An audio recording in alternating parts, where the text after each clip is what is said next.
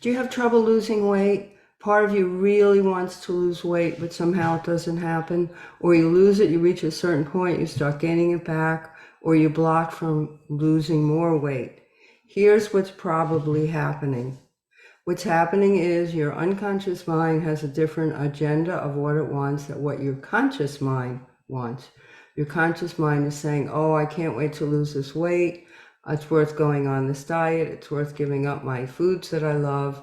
It's worth exercising, etc. And you really want to do that earnestly. But there's a hidden part of you called the unconscious mind, and that part of you really does not want to do this. It does not want to do this. Why does it not want to do this? Why does it want to stay heavier? It wants you to stay heavier for a reason or for reasons. Now, that is sabotage, self-sabotage. You've probably heard that term. But in psychology, they call it secondary gain. And in EFT tapping, they call it payoffs. What that means is there's some reason you want to keep the weight on that is actually stronger than your desire to lose the weight. And there's many different kinds of payoffs that people have. One is they don't feel safe in a slimmer body. They feel too vulnerable. They feel too open to judgment. They feel too open to sexual advances. So this might especially be true for someone who was sexually abused as a child and wants to be heavier and less attractive because it won't draw attention. So staying heavier is safer, more protected, less vulnerable.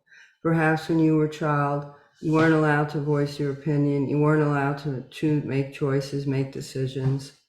So you really felt that you didn't have any control, you didn't have any power.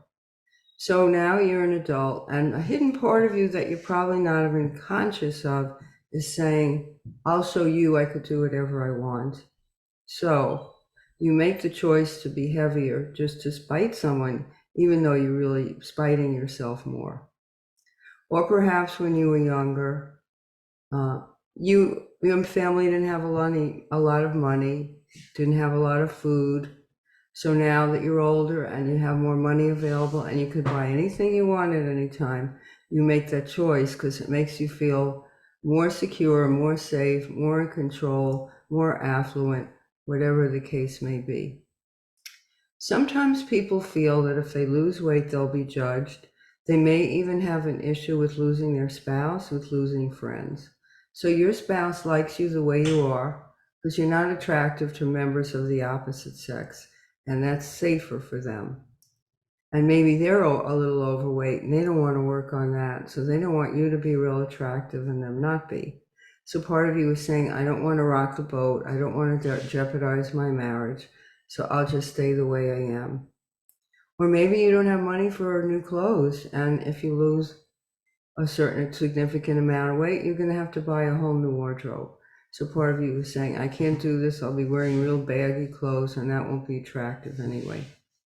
So you probably get the gist. There's all kinds of reasons. There could be dozens and dozens of reasons why part of you is choosing the payoff over the part of you that's choosing to be slim.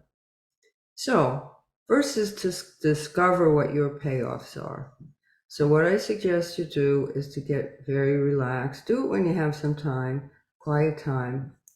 And one way you could do it is just to lie down on your bed or on the floor. Put your hands on your stomach area and just watch your hands gently rise as you inhale and fall as you exhale. And just following the motion of the breath will help your mind and body relax. So you'll be in a more conducive space to figuring out what's going on.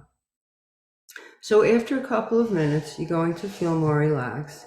And then just ask yourself the question, when did I start gaining this weight? What was going on? Now, a lot of the examples I gave go back to childhood because many times the issues do start in childhood, but it may not be in childhood. It may be when you were in college and you were working, you were very stressed. It may be when you had your first child. It may be you working in a job where it was very, very taxing and way too much was expected of you.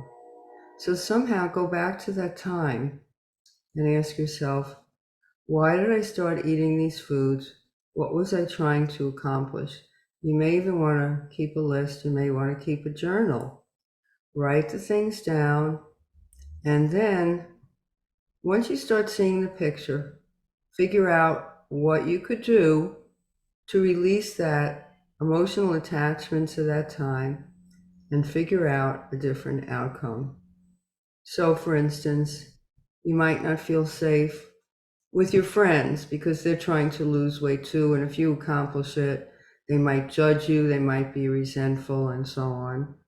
So maybe you want to have a good talk with them and say, hey, I'm really losing weight and I have this fear, and this is what my fear is. And maybe just talk about it.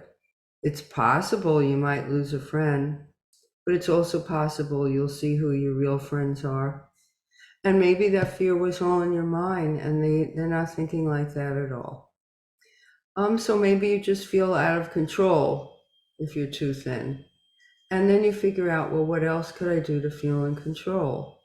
Well, I can exercise more. I could do more relaxation. I could do affirmations. I could do journal writing. You figure out what works for you. Or perhaps you want the help of a qualified professional who could help you do the release work and then put other habits in place that are more beneficial for you. It might be a hypnotist, it might be an EFT tapper, it might be an NLP practitioner, it might be a emotional stress release or emotional code person. There's many, many, many different modalities. Maybe body work would be helpful for you. Integrative body work, massage. Figure out what works for you and then start to put a new program in place, releasing the old and adding the new. And slowly you'll get there. Better if it doesn't happen all at once because the mind doesn't adjust that fast. So chip away at it a little at a time. Little steps made regularly lead to giant leaps forward. So keep at it a step at a time. Maybe do some journal writing and maybe just see a regular talk therapist even. But figure out what you could do for yourself to release this hidden voice in your unconscious mind that's so strong, it vetoes all of your plans to lose weight. And you'll see that slowly over time, you're getting slimmer and slimmer, more and more confident and in control.